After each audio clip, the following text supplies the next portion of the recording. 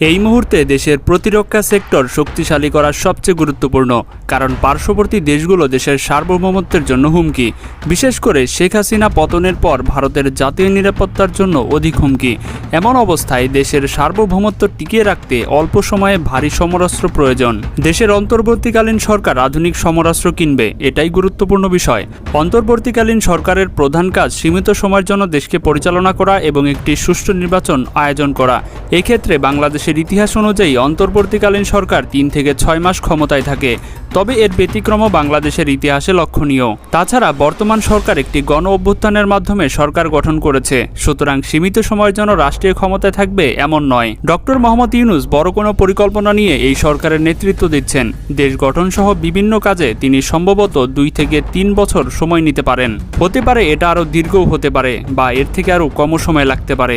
সুতরাং 2 বছরের অধিক ক্ষমতায় থাকলে